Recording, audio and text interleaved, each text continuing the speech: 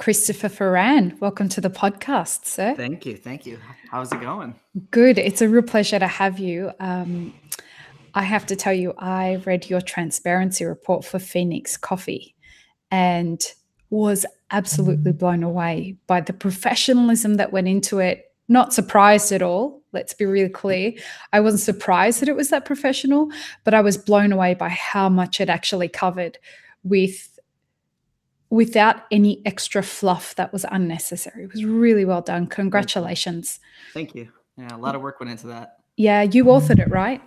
Yeah, I was the primary author. I would say probably 95% of it was me, and then worked closely with our on-staff graphic designer to do the layout and get it all polished. Yeah. Is this the first one you guys have done? No, this is the second year. Great. So could you link me to the first one at some point? Yeah. That would be great. I've got my copies, but Yeah, wow. They look. Not only do they read beautifully, but they look beautiful. Thank you. You know, it tells a story of visually what you guys have done throughout the year, and it really gave me a feeling like I want to get behind you guys however I can, hence why you're on the podcast. It's one of those things of this should be the standard for the example of what professional businesses should be aiming for, even if it's over time in the coffee industry. Does that make sense? Yeah. You know, I can understand if it's not something that a cafe can do the first or second year that they're open. They may not even think that they have it's necessary to do in those first couple of years, but I would disagree. After reading your report, I would absolutely disagree.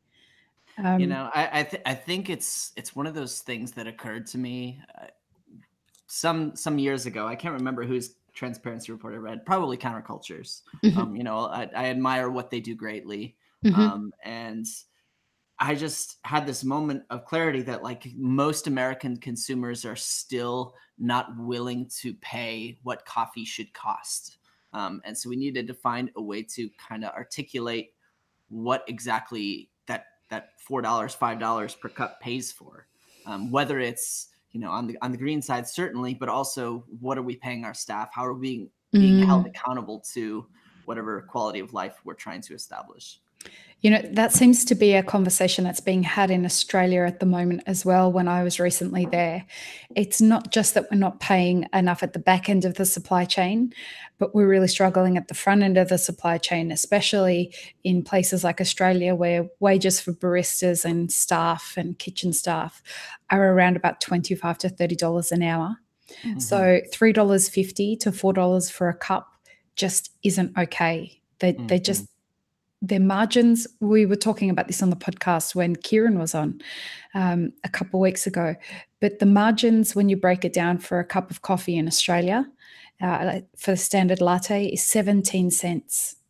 Yeah. That's, it's abysmal. Yeah.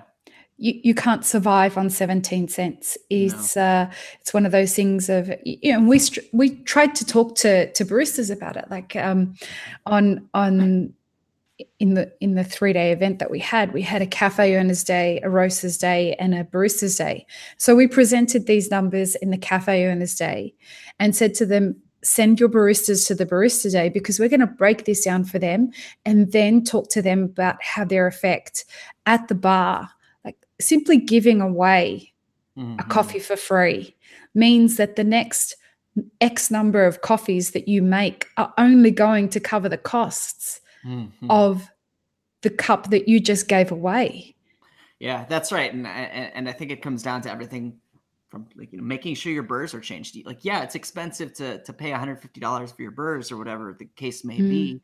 But if suddenly you're wasting an extra quarter pound of coffee every dial-in because the burrs aren't sharp, that really adds up. Understanding how yes, you need to weigh in your doses so that you're getting exactly what your dose is and not 3 grams more because over 150 shots, there's a pound of coffee, and just understanding that everything has this additive multiplier effect over the course of a year.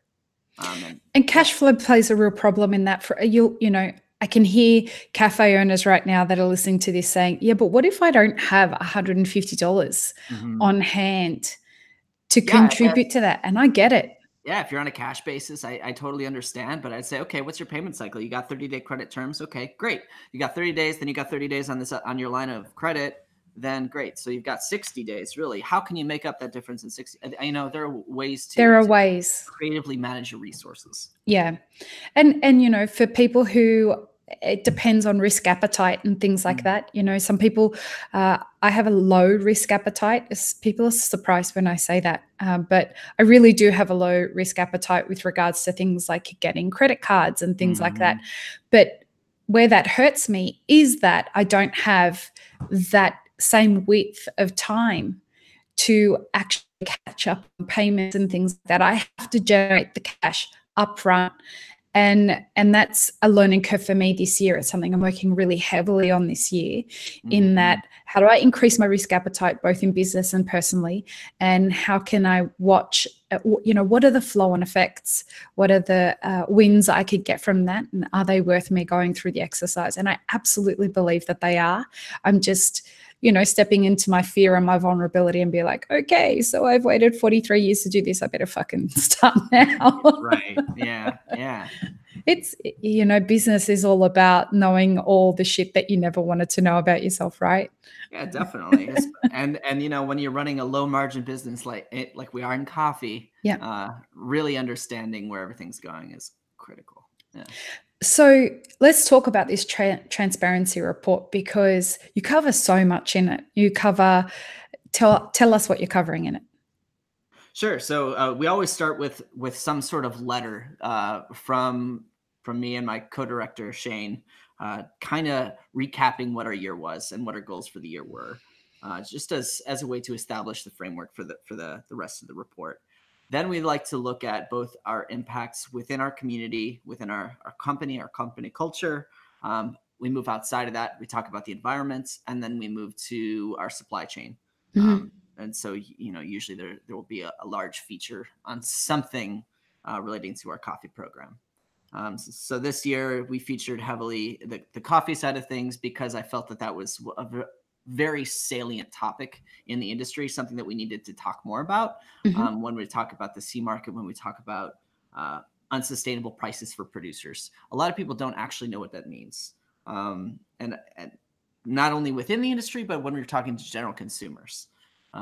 So we really wanted to make the case that, prices are really low, but that doesn't mean we're going to pass that along. It means that we're going to try and pay more, and your price may go up, which is kind of a difficult thing to communicate to customers when you have like a 30-second interaction with them every morning. So this was trying to create some sort of way for us to do that. And did you make this report available to your customers? I know it's available on the website, but did you make physical copies available for your customers? Yes, we keep copies at our stores. And, I actually just noticed I need to replenish the one in the store in my neighborhood, because they went through the copies that they had there. So that if a customer wants, they could flip through it at the shop, or they can take it home. Great. And are you noticing that people are doing things like that? Are they asking questions about the report? Are they commenting? Has there been any feedback? Yeah, there's been some. Mostly it's just been, people think it's great that we do it. Occasionally we'll get an email from somebody saying, I really liked this section, or they'll reach out on Instagram to let us know, which is really cool. For me, the best part about this year was how many coffee producers reached out and said, really? Yeah. We have the one page, it's a section featuring Ana Vizcaino from Finca Esperanza in Guatemala. I can't wait to meet her. I've got to tell you.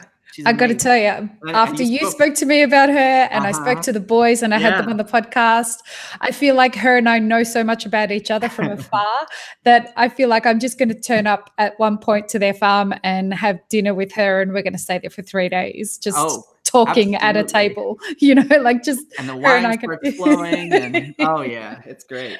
Oh yeah, I love her, and I don't even know her yet. She just seems like one of the badasses that should have a massive platform in our industry, and I want to find a way to be able to give her that through the podcast as well. Yeah, definitely. So we did a feature on her this year, and one of the things that we did to really show the impact that this money has is that we named every person who she employs on her farm. which is, even if you have a direct relationship with the producer where you're establishing a price with them, you might not know anything about their operations beyond that. And so because of, the time that I've spent at Esperanza, and like Lucia is there right now, and we still do a lot of work with Lucia, I just said, hey, Anna, I'd love to print the name of everybody who touched this coffee. Is that okay? and that's awesome. Yeah. And so we had a lot of producers who were just like, this is great. Cause you see on the bag of coffee, you'll see just one name. But usually it's dozens of hands, if not more, who are necessary to produce that coffee. How do you choose your producers? You talk a lot about that in the transparency report, but I'd love people to hear it. Yeah, it's pretty casual. I haven't systematized it in any way that like I would be able to train someone on it yet. But you do have values. You do have certain things that you go by. Yeah, we look for producers who are open-minded and willing to experiment, question the way things are done, who are looking to invest in their farms. In other words, we're looking for people who don't want to do things the way that they've been done just because they've been done that way. Like tradition, for me, it doesn't have value unless it's actually contributing something. Now, that really piqued my interest when I read it in your report, because I'm always looking to work with people who don't go with the norm. Why did you do that with regards to coffee farming? That was just with what was within my purview. I've been a coffee buyer for 2019 now, I guess. So 7 years. I really figured out what I was doing maybe 6 months ago. Maybe 6 weeks ago. I don't know. It's still, it's evolving, right? Yeah. You learn something every time, but this strategy, was really born when I came back to Phoenix from New York about almost 3 years ago. So that was, and we had some existing contracts that we were finishing up. So year one of my purchasing strategy was 1.5 years ago, really. And so this is really entering the third purchasing cycle now. And along the way, I was meeting producers, connecting with them on Instagram, connecting with them at, the expo or other events, or just when I was at Origin, I would connect with people. And if I had a personal connection with somebody, if we spoke about things the same way, if we shared the same values, then there's a pretty good possibility I'll try to work with that person. And there are some producers who I'd really like to work with. It's just in El Salvador, and there are a few down there who I just, I really enjoy speaking with, but we're not quite ready yet on either side. Either I'm not big enough to have room, or they aren't lined up yet with their new production or whatever their planting is. And so it's always one of those things where I'm constantly trying to find more producers to work with, because I believe that we actually need to kind of share this model to spread it so that we can actually disrupt the industry a little bit. Well, you're definitely doing that. I think that you are getting people to ask themselves the questions like, why am I just choosing to work with farmers because their coffee tastes good? Yeah. If someone's coffee tastes good this season, working with them to ensure that they're going to be producing consistent, great tasting coffee is very different to, well, I went to, Allied Coffee's cupping and tasted a great coffee and said, I want that coffee. And then next year I'm just going to go to the same coffee cupping where they're going to show me a whole bunch of coffees and I'm going to pick another one off that. What do you see as what do you see are the major benefits that people are going to get out of approaching it in different ways? It really just depends on the type of company you want to have. I mean, certainly there are coffee programs that very successfully just feature the best coffees that are available each year. And that's something it is a really cool experience for those who are seeking it. But Phoenix has always built its reputation around community, whether that's the local community here or now the community at Origin. So when we look at it that way, it felt very consistent for us to try and take that risk. And it is a risk to work with the same producers every year. Occasionally we'll have a coffee that isn't as good as it was last year.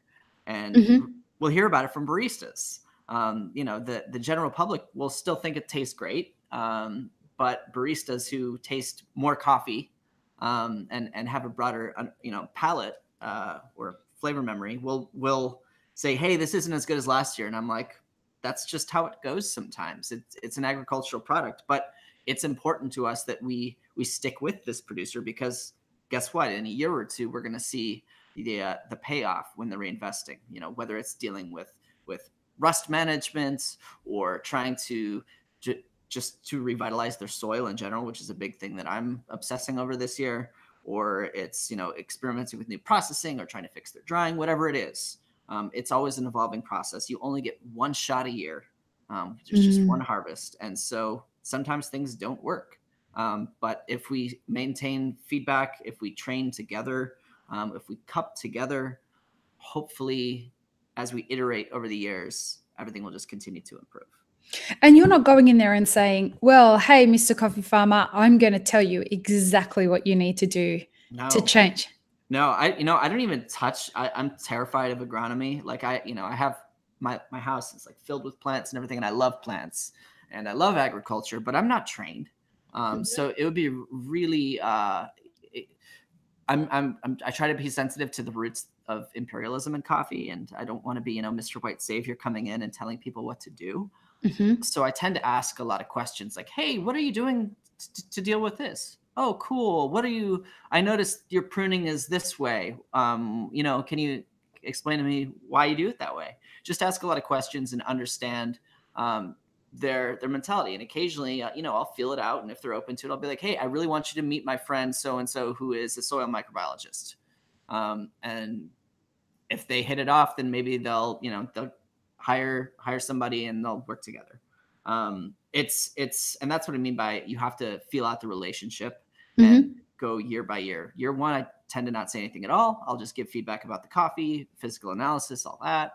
And then in year two, I'm say, hey, I'd like to pay you a premium so we can try something. Whether or not it works, I'll pay you that premium. Is that okay with you? And that premium, going from the report what I read in the report, that premium tends to include or is geared towards paying these agronomists and microbiologists and right? Definitely. Like, Anna's working with Lucia this year. And so we're gonna, I haven't told her this, so hopefully her sons aren't watching yet. We're gonna give her a premium above what we've already agreed to pay. It's like, and that will go towards her costs. And of course, we're not buying all of her production, but we are buying a lot of it. So hopefully that will go towards to future prosperity for her reinvesting in her own business. And that's, I think, one thing that I do try to share when I talk to other coffee buyers, particularly young coffee buyers, is that we do need to view coffee producers as running businesses rather than like, oh, these cute little agrarian people who, have their little houses and their gardens. No, they're business people. They're small business people, and they employ, dozens of people. They're so connected to, like, they're building hospitals and schools, and they're educating the community around these farms. I mean, it's in many ways just like coffee shops are the anchor of our local communities and our consumerist society, and the producing societies, they're the anchors of that society. So it's really important to understand that relationship, that we're talking business owner to business owner, and that there needs to be mutual trust and respect, and know my blind spots, know my limits. And yes, I can pay for things, but I need to be sensitive to the fact that the industry is changing, and I have a lot more power than rightfully I should as a buyer. So tell me what you mean by that. I mean that with the C market where it is, in the report, we have an example of smallholder earnings with the market the way it was this year compared to 2016. And if you were to sell your coffee against the C market this year, you'd be losing money. Lots of money. And, ultimately what that means is that those producers will probably stop growing coffee, or will maybe just switch to Robusta or switch to just, something easier. Well, a lot of them are, as the boys, Diego and Pancho. Anna's brother was, he's on a neighboring farm to Ana Vizcaíno, and he cut down all of his trees in order to grow, I think, macadamia. which I mean, I understand. it's a reality now. Forbes released an article, I think, last week, talking about the fact that, hey, y'all, you better savor your cup of joe because it's going away. Yeah. So, when you're looking at and that type of situation, it's very easy for it to become predatory. To say, I'm going to offer you a better price than the C market. And they're not in a very good position to argue. Just, that's how it goes. And so I think that we need to be responsible with that power. There's a social contract there that I think is important that we don't breach. But yeah. Hey, and there are, for every one of you, there are many, many, many more predators out there that are just looking for the opportunity. Well, I'm tiny too. I don't buy very much coffee, so it's I can't imagine that the Nestle's of the world listening out there are crying about the low C market.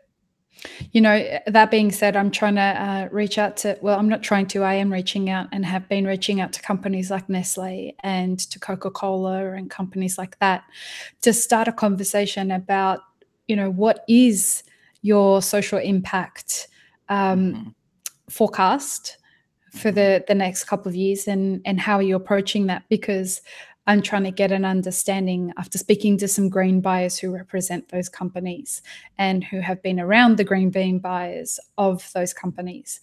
There are some social impact things that they are involved in that are very positive, but I would like to understand the ratio of those initiatives versus the rest of their coffee buying. A lot of companies do that kind of shit so that it appears, and they'll yell it loud and proud so that they hide the not so great buying practices that they have on the other side of things. 2018 really gave me an insight, thanks to this podcast, in some really shitty things that go on in coffee buying. Yeah. And I think that's why having a consumer demand for traceability is important. Because how do we do that? You just ask where things come from. If there's any documentation, you can ask for it. They might not be able to provide it, but I think most consumers know that the more information that's on a bag, the more names and specifics that are on a bag, the more likely it is. Oh, I recognize that. Yeah, I really, really wish that I had have sent some of this to you so that we could have had it together. Yeah, me too. This is I'll put some in the post for you today. This is the Elixir Rayo. Oh, yeah. And we have just extended the shelf life of Elixir to 12 months. And in doing so, I didn't anticipate this. It actually tastes better. Huh. And so here's an interesting thing, not to derail the conversation. So when we first tested it, we tested it and noticed that we were going to have a trade-off where we would lose some of the aroma. You know how Elixir has that really fun aroma experience to it. We accepted that we would have to, there was a trade-off between the aroma because of extending the shelf life. And we're essentially doing it through hot filling and in a specific way of hot filling. What we didn't realize was that trade-off was only for the first couple of weeks of the product being bottled. It's come back with a vengeance after that. Interesting. And so it's not something that we counted on. And so my heart as a business owner is very happy and my tummy is very happy as well. But I'll put some in the post for you today. Yeah, that'd be great. I'd love to taste it. Yeah. It's Ethiopia Ardi. Maybe you can help me understand this. Why was I severely underwhelmed by pretty much every coffee that came from Ethiopia last year? I don't know. I should send you some of mine. Please do, because I can't remember where we were talking about it. A lot of people, actually, we were talking about it at Scott's workshop this past weekend. Pretty much every roaster in the room was agreeing that a lot, if not all the Ethiopians that showed up this year there was something not quite Ethiopian about it. Interesting. I mean, I can tell you that I have seen some changes in processing and drying practices and dry milling practices in Ethiopia that all degrade flavor or contribute to lower shelf life. Okay. Which is, the Ethiopian system is different than anywhere else in the world. So it can be a little bit more difficult to fix those things unless you're connected to a wet mill or something like that. But, I've been working with the producer I work with, actually both of the producers I work with for years, and they export their own coffee. So that's a little bit easier relationship to manage. We're doing experiments this year with yeast processing and things like that. So I'm going to check on that. But I have tasted some others and was also fairly underwhelmed.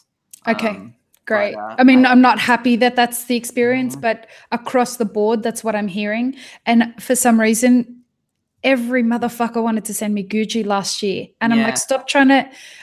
Importers are pushing it. That's the other thing. It was roasters. They're like, fuck, I can't get this Gucci to do anything. Maybe she can get it to do something through Elixir. I'm like, don't send me any more Guccis. It's not working for Elixir this year. And, I went into a friend. I'm like, fuck, what's wrong with my water? I've got to reconstitute my water in some way. Is there something wrong with our practices? Then we tried different origin. And we're like, hold on. It's fine with all the other origins. It seems to be every Ethiopia that we were using. So we were very particular about the Ethiopians that we've been choosing. And this one it's beautiful. It's the Ardi that I got from Scott. It's a natural as well. Naturals tend to be much more forgiving with Elixir. But it just seems to be an interesting year. I'm hoping that shifts again next year. I mean, the Artie is an interesting one because that's from Kefa Coffee, imported out of Baltimore, and Samuel he's a great cupper, and so when he does his contract selection from the exchange, he blends Artie, it's a trademark he owns, and so he's looking to create a specific profile. Oh, so wow. It is consistent every year, and that's one of the reasons that he can do at great scale these really beautiful coffees. Oh, it is beautiful. And the fact that you say a natural performs easier says to me that we can probably take a look at the roasting for some of these washed Ethiopians and work it a little bit there.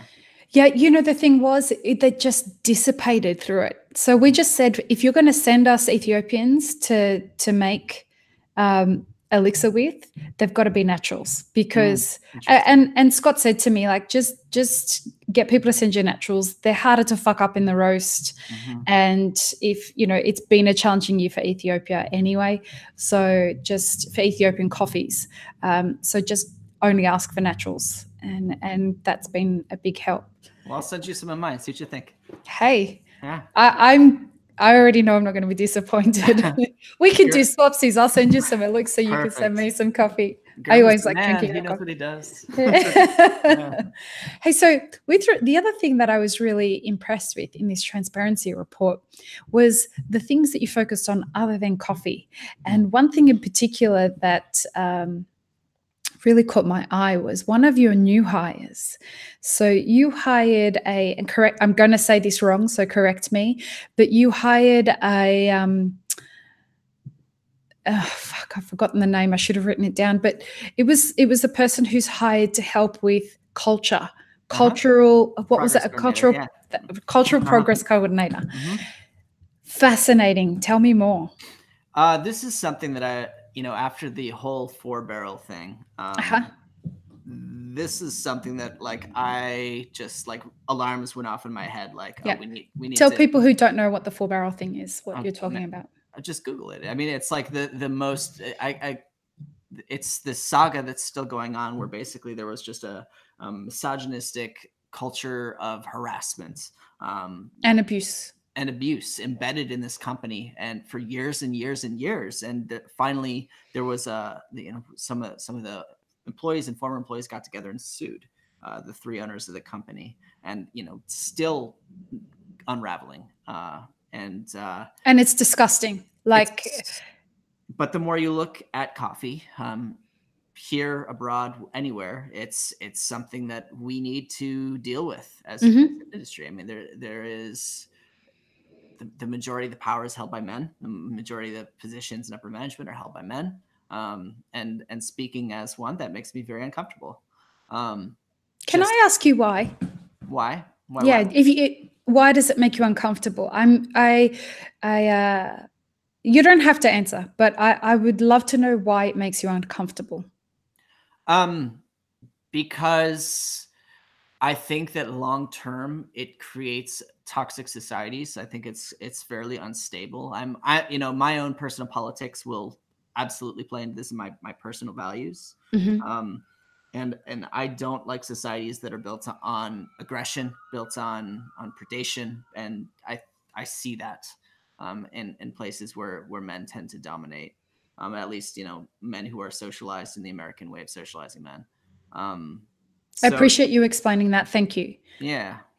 So I if you have more perspectives and more voices in a room, you're going to tend to get better ideas and better results, even if you just have one stakeholder who's making the decision. Having those feeders and people to talk about things can create a more robust and stable solution.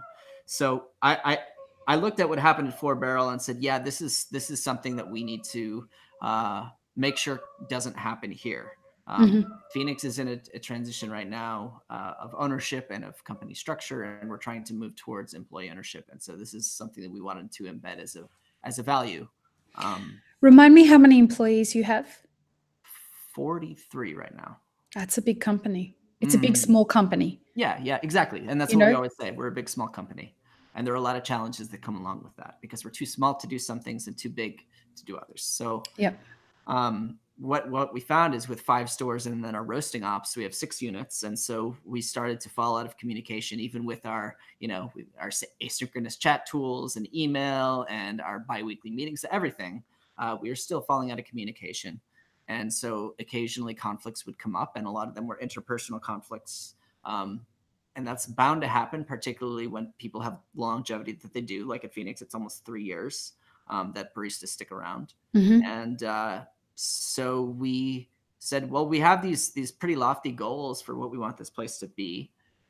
We need somebody to help us achieve that. And so one of our baristas is getting her master's degree in conflict studies. And so through her peace and conflict work, she was able to get some other training. We're having her certified by the Cleveland Rape Crisis Center. And so she is trained, but she is addressing these conflicts within the company and giving individualized feedback to baristas, managers, everybody as we go along. So it's a big push for us this year. We're doing a pilot program with Planned Parenthood educators and the Rape Crisis Center called 86 Misconduct.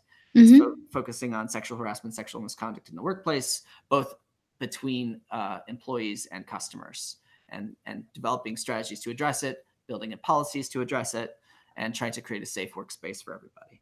It's really interesting you say that. We ran a poll, not a poll, but on we do our discussion question of the day on our Instagram for Map It Forward.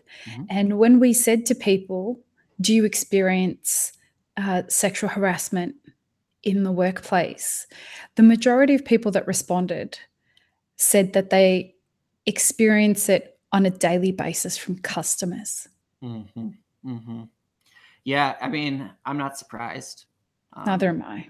It's sad, but knowing how to respond to that in socially appropriate ways while hopefully redirecting the conversation is something that I think we can all have training in, especially as a bystander. I have a lot of power to create a safer environment for everybody. Yeah, we're doing this. There's a survey at the moment that's available to roasters. It's going to directly contribute to the book that I'm writing for mapping a successful career and business as a coffee roaster. And the survey takes a couple minutes, but it's geared at getting an understanding if people who work in roasteries and own roasteries have an understanding. One of the questions is, do you have an understanding of what should happen if you witness sexual harassment or abuse or bullying in a workplace, because I'm just trying to get an understanding of how much of this information I need to include in the book. We've got loads of podcasts planned with psychologists and lawyers and people from organizations who can give us the kinds of information that we need to help contribute to the conversation. And I feel very passionately about this subject. I experienced an extraordinary amount of bullying in the coffee industry, not so much sexual harassment from this side of the counter, but always on the other side of the counter. And it shocks me the number of people who have no idea. I shouldn't be shocked, but I was surprised that there are a large number of people that say, I would just tell somebody that it's not tolerated in the workplace. Well, that's great, but that's actually, what does that do really? Right, yeah. It's becoming really clear that we need some sort of formalized training in the industry. Or at least a mechanism that teaches people how to start. For me, this is going to be the starting place. We need to teach people how to start the conversation within their individual workplaces, because a sexual harassment policy in San Diego is going to be very different to a sexual harassment policy in a cafe in Saudi Arabia.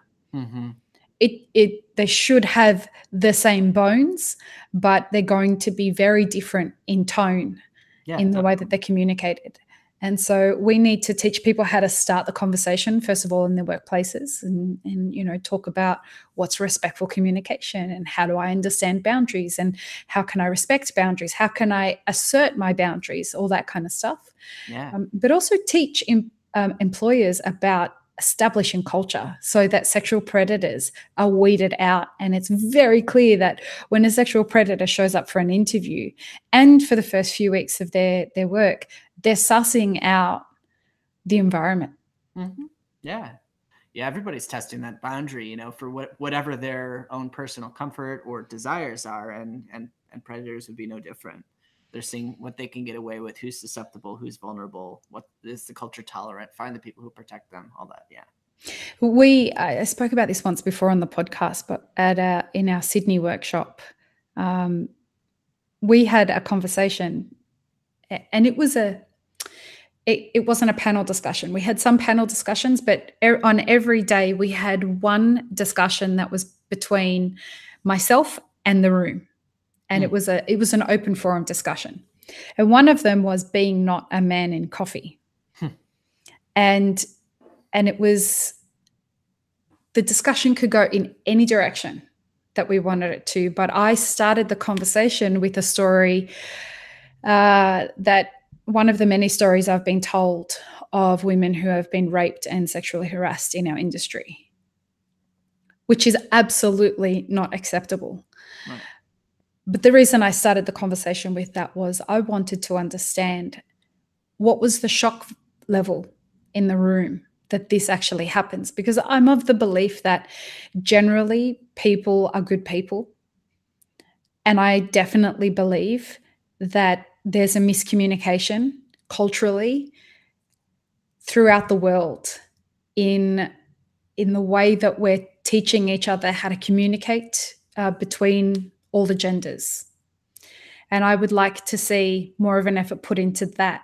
And so the room was 90% male. I told this story, and the look of horror and shock and the gasping on these men's faces when I told this story was extraordinary. The conversation progresses, and a guy put his hand up and he said, I'm going to be really honest with you. I think that you're having this conversation with the wrong room. And I said to him, well, what do you mean by that? And he said, I don't think that anyone who would turn up to this is the same kind of person that would sexually harass or abuse a woman in the workplace. You know where this is going, right? Mm-hmm. I didn't know this individual, but other people in the room did. And so as soon as the conversation was finished, he left. And I should have known. I should have known better. But 3 different individuals came up to me afterwards and said, he's a sexual predator in our industry. How did you not know that? I'm like, somebody should have put their hand up and said something right then and there. Mm-hmm. And of course, I'm asking the women in the room to put their hand up and talk about an abuser, which was not okay. I would have done it, but I can't expect other people to do that. Right. But, you know, what kind of hope do we have if we're in a room and a sexual predator is saying those kinds of things when we're talking about that kind of thing? So we've got to get better as a community at not letting these people stay in the industry, or finding a way to out them respectfully so that the word gets around. And I'm very careful of that kind of thing, because I'm not a fan of having registers or any of that kind of thing. I think that can be great if you can guarantee the integrity of the data, but you can never guarantee the integrity of the data. It's just such a very fine line to walk, but it's absolutely a problem in our industry. And I can tell you from the myriad of women that contact me, and men, my Lord, the number of men that contact me to tell me that they have been sexually abused in our industry is just insane. Yeah. For anyone who's listening to this podcast that doesn't understand how that could possibly happen, the next time that you do that innocent tap on the ass to another male colleague thinking he's not going to get offended because he's a man, don't do it. It's not okay. And this other strange male bonding practice of like reaching out and grabbing each other's penises, it's not okay. The number of men that have talked to me personally about that particular thing, it's like, Lee, can you tell me how I can tell other men to stop doing it to me? I'm like, I didn't even know that happens in the coffee industry. It happens everywhere. Why wouldn't it happen in the coffee industry? Right. I don't know. I'd never seen men behind bar do it. And then when I started to find out, it's something that is prolific in roasteries. They just, for some reason, grab each other's penises like it's a big joke. And it's like, no, this is not okay. It needs to stop. A lot of roasteries are boys clubs. I mean, yeah, it's that culture of toxic masculinity, and yeah, you know, that's another word that I some hell over that post I had about toxic masculinity, about how do you define toxic masculinity, and toxic masculinity exists in lots of women as well. And I'm like, yeah, okay, toxic masculinity is not just something that exists in men. It exists in some women as well. But come on, guys, like, we know what conversation we're trying to have here. Like, we need to address a certain thing.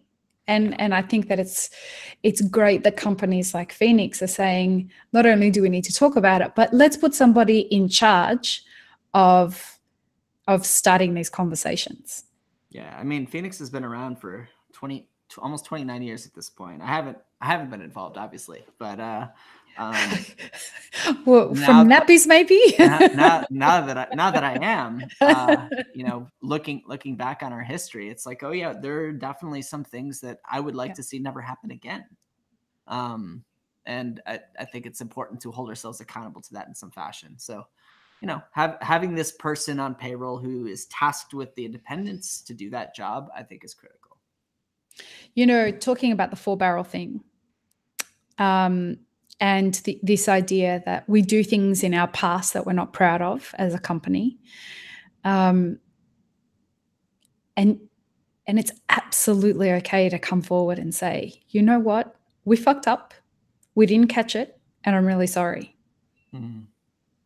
That is absolutely a necessary step for, you know, you're saying there are things that have happened in Phoenix's past that you wish never happened. And you're owning that, and you're creating a solution to move forward. But there's a very very big difference between that and something that's systemic in a business. Absolutely. I mean, how can you ever expect to grow and improve if you can't recognize a fault? I think that's really important. When you know, there was someone I was going to work with and invite to be a part of the growth of Elixir. And this was an outsourced professional who we were all lined up to get working together. And something happened that we had to delay the start date, and I wasn't quite sure why. And it turned out that this person had taken 4 Barrel on as a client and was going to delay starting with me, having me as a client by a month, but didn't tell me who the client was. Then when I found out that 4 Barrel was the client, I said, I cannot work with you. I really want to work with you, but I cannot work with you if you are representing them. And she said to me, but Lee, they weren't aware. The other 2 owners weren't aware that this was going on. And I'm like, bull fucking shit. I'm sorry. If people in the industry knew that don't even work with 4 Barrel, then how can the owners not have known? And if the owners didn't know and it's not systemic and it was just this guy, why the fuck are they bringing you in to change the culture? Right. And change the perception in the public? I'm sorry. That's not okay. And as much as I have been waiting to work with you for 3 years, I can't do it. I just can't align myself with them, because I think what they've done is disgusting. And the fact that they let it go on this long is abysmal and appalling. And you can't apologize enough for that, let alone the fact that they haven't apologized publicly for it. They haven't come out and gone on any platform and said, we are so sorry. We fucked up. We let this happen. That's the first thing I want to see. I don't want to see anything other than that as a starting point, because you have ruined people's lives. Yeah, I know that's what gives me nightmares. It's just like thinking about some of this trauma people will be dealing with forever. Yeah. It exists. So, I mean, the stories of young women who are going on business trips to expos and things like that with their bosses. Yeah. Thinking very innocently, like, how exciting is this? I'm going to have a career in this industry. And only to find their boss getting on top of them in the middle of the night. If I could tell you the number of times I've been told this story, and I feel very passionately that it is a part of my job with Map It Forward to find a way that we can, step 1, start an open, honest conversation. It's why I talk so fucking much about it on the podcast. It's a shameful part of our industry, yes, but it doesn't need to be a part of our future. Yeah, I agree. Yeah. And until we are taking the steps to have this uncomfortable conversation. I mean, when I was telling some stories of my experiences with regards to being intimidated by men and sexual harassment, et cetera, at these courses, some of the men in the audience were getting angry at me. And I would, I tend to think that a lot of that isn't necessarily targeted at me, but they would come up to me afterwards, and every one of them said the same thing. I'm really sorry I got angry at you. I'm not angry at you. I'm angry that it happened to you. And I'm but one woman in a sea of women in this industry who have got to the point where it's like, we accept that this is going to happen to us now. Yeah, it's not right. It's, I think transparency in general as a concept is something that is new-ish in our industry, and this is part of that. I think showing our cards so that we are publicly held accountable and held accountable to each other within the industry is really important to do that, and encouraging almost daring each other to be better. I found it such an impressive act because it requires 2 things. It requires vulnerability and it requires courage and strength. And you saying, and because it wasn't all roses in this transparency report, you talked about the amount that you had spent on coffee and that you wanted to do better. But you were proud of the fact that even though you'd spent the same average price on coffee, more of it actually did go to the producer than the year before, which was great. But you have talked in this report about things that you want to do better next year. And that's what a real transparency report should be talking about, the places that we've done really great things and the places where we want to do better things. Yeah, of course. And it's why I wanted to make sure that we do this episode at the podcast, is because I want to find a way to give people a platform that are stepping into that strength in vulnerability. Mm-hmm. It's not celebrated enough. And because we are quite a male-dominated industry, asking men to be vulnerable, it's not natural to men. But we do have to welcome them into that space. It's much more natural for women, given that, evolutionarily, we have our programming is towards empathy and compassion and things like that. So vulnerability invites those exchanges. And I just think it's fantastic that you are stepping into that, and by doing that, inviting other companies to do so. Well, I hope more companies are willing to, even if they don't publish it, do an internal transparency report for their own staff, and really take a measurement of, how things stand culturally, to try and make decisions surrounding that and be responsible. If it's impossible to actually be mindful if you aren't looking. So. How can do you have some advice for people who want to do that, and how they can get started on approaching a transparency report?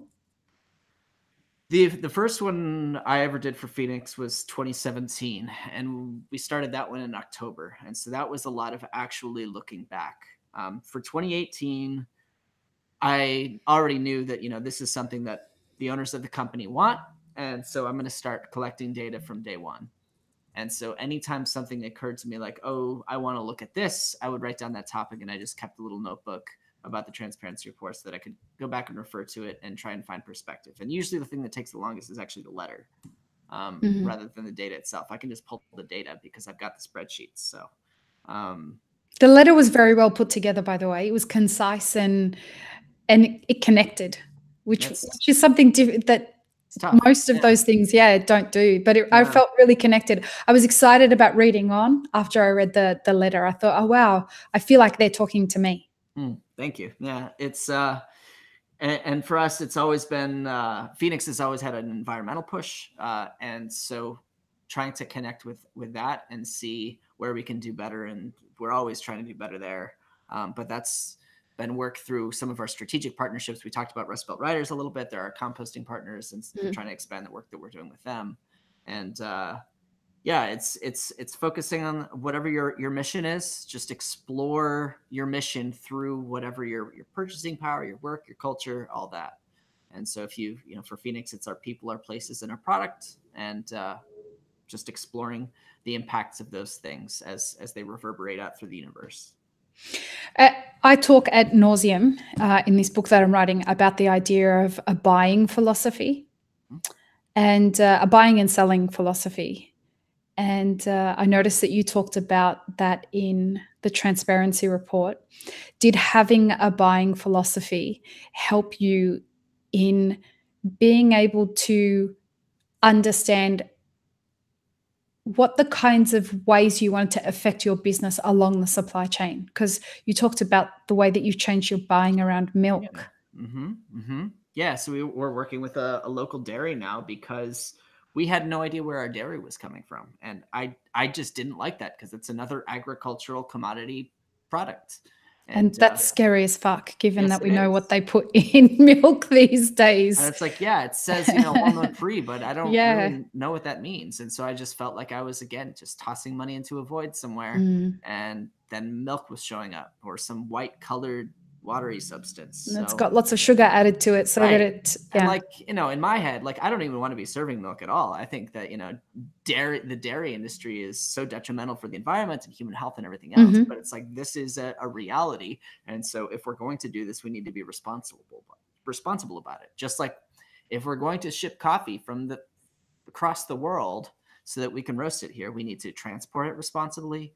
We need to roast it responsibly, and everything else. It's for me, it's mitigating effects more than anything else. And everything we do is somewhat destructive. And as soon as you look at that and acknowledge that, it forces you to make different choices. And the other part to that is it's an evolution, right? Like the cool thing about this transparency report is that in 5 years from now, you'll be looking back at having had 7 transparency reports by then. And yes, today you're serving milk, but you've no idea where Phoenix is going to evolve and where Phoenix's buying philosophy is going to evolve to.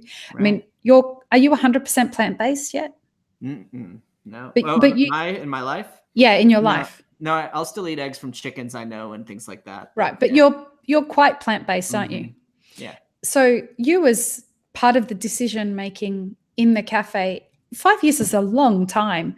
And given that a lot of the world is moving towards plant-based, you may have a viable business model to transition to, let's say, 90% plant-based milks within the next 5 years. Absolutely. But having a buying philosophy, it'll be really interesting to track where that goes based on what you guys have defined as your different buying philosophies and the integrity that comes with that.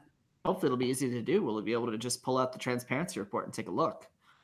That's the point of it, right? Yeah, that is. It's meant to be both perspective and retrospective. So, was it fun having I guess there's not a lot of them. And look, I come from a background where I was a senior business analyst at IBM, so tracking monthly measurements was a big part of my job.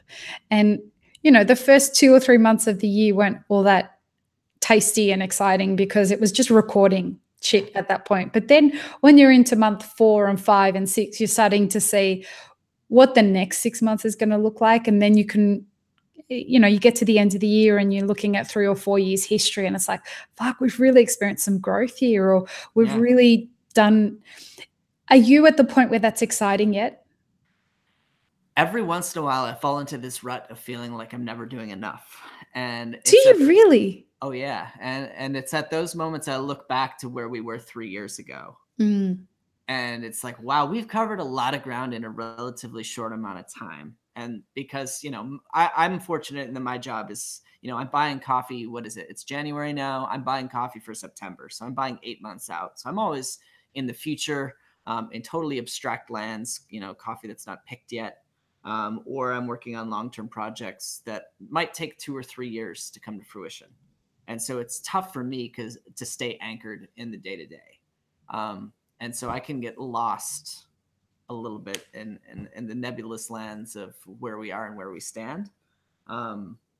But looking at a long enough timeline, I do see the progress, and that's really exciting to see, and it gets me re-energized for sure. It's one of those things where you kind of sit there and have a little proud moment inside of yourself, and you're like, oh my goodness. Yeah. Actually, I was just going through. We're part of the Transparent Trade Coffee report through Emory University, which is the first organized academic study of coffee pricing. And it's meant to be provided at all ends of the supply chain, so everyone has a conversation about okay, coffee from this origin, this quality, this contract size, this is the mean, median, and mode of that contract. Provide a little bit more context surrounding that in phase 1. And so I was putting together our pricing for them, started in 2016, 2017, and just noticing oh, that's when we changed this supply relationship, and just seeing, how that goes. And so I'm putting together 2018s, and it's suddenly everything is a lot higher. And I'm like, oh, right. That's when this went into effect. And it took 2 years for that to occur because we needed to consolidate these volumes, move this relationship, switch to this exporter, whatever it is. Things that take a while to fall into place. But then once it's working, it's fantastic and simple and great. When is this study due to be finished? Oh, they already put out the first study. So I think it's transparenttrade.coffee is the website. I'll send it to you. Yeah, thanks. I'll include it in the show notes. It's really great. And you should definitely have the organizers of the study on to talk about it. Yeah. Could you organize an introduction? Definitely. That would be awesome. That would be awesome. That'll be the boys that you introduced from Finca Esperanza, and these guys, which will be a lot of fun too. Yeah. You tend to be a great resource for me, Christopher. I can't thank you enough. You put a whiskey in my hand, I tend to get talking to people, so.